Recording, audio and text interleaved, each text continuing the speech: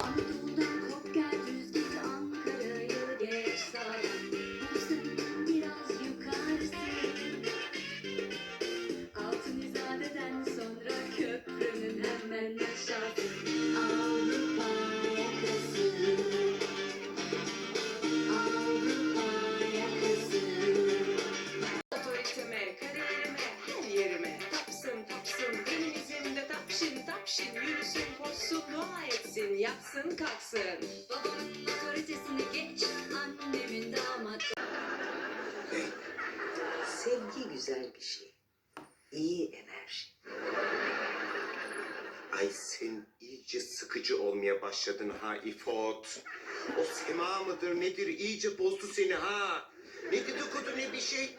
Hindistan aşağı Hindistan yukarı nedir bu ya? Vallahi rüyamda Hint fakirleri görmeye başladım ha. Al benden de o kadar. Lütfen.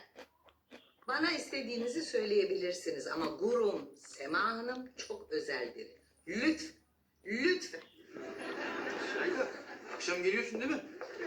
Aman ha, sensiz olmaz. Kaçta geliyorsun? Ha çünkü sen gelmeden ben oyuna falan başlamam.